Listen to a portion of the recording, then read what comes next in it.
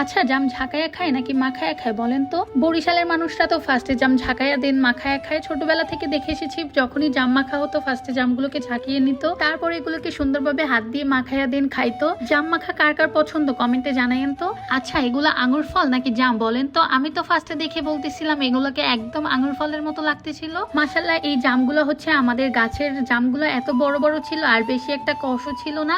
এগুলো হচ্ছে আমাদের বাসা থেকে একটু দূরে গাছটা, যার জন্য হচ্ছে আজকে অনেকগুলো পেরে নিয়ে এসেছে। এক একটা থোক দেখতে কিন্তু একদম আঙুর ফলের থোকের মতো লাগতেছে, তাই না? এই জামগুলো দেখে আমি ফার্স্টেই ভেবেছি যে আজকে জাম মাখা খাবো। আমাদের বরিশালের মানুষ ফার্স্টে এই জামগুলোকে ঝাঁকিয়ে মাখে, তাই ভাবলাম আজকে আমিও সেম ভাবে মাখাবো।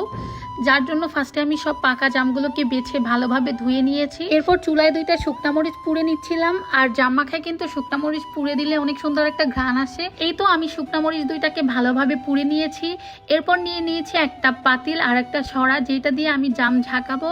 এরপর আমি এখানে ধুয়ে রাখা জামগুলোকে দিয়ে দিব।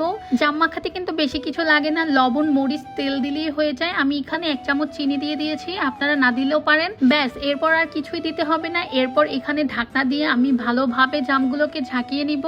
আর এখানে আপনাকে একদম ভালোভাবে শক্ত করে ঝাঁকি দিতে হবে, না হলে কিন্তু জামগুলো একদমই ভাঙবে না। আমি তো পুরো ঝাঁকাতে ঝাঁকাতে পুরো হাত ব্যথা করে ফেলেছি, যদিও ক্যামেরায় বোঝা যায় না, বাট আমি অনেক ঝাঁকি দিয়ে দেন জামগুলোকে ফাটাতে পেরেছি। আর বারবার চেক করতেছিলাম যে জামগুলো ভেঙেছে কিনা। ফাইনালি একটু জামগুলো ফেটে ফেটে গেছে।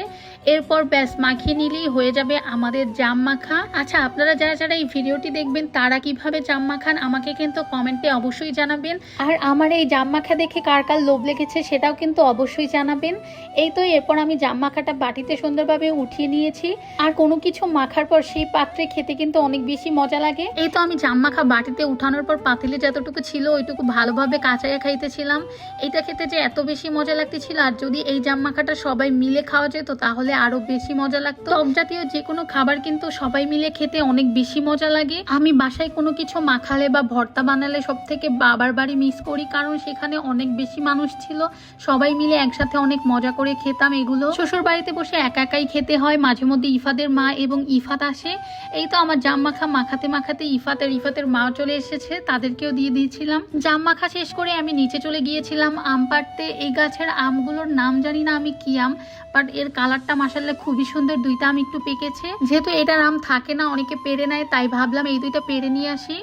আর দেখাচ্ছিলাম যে চারপাশে আম অলরেডি পাকা শুরু করে দিয়েছে, আর কয়েকদিনের মধ্যে আম একদম শেষ হয়ে যাবে। এই তো এরপর হচ্ছে আমি আম 2টা ছিঁড়ে নিচ্ছিলাম। কালারটা খুবই সুন্দর আমের। আর এইবার প্রথম এটা অনেক বেশি আম ধরেছে, যদিও কাঁচা অবস্থায় অনেকে পেরে নিয়েছে। পরে আমি অন্য ঘাটলায় গিয়ে দেখি এখানেও মা হচ্ছে কিছু আম পেরে রেখে দিয়েছে।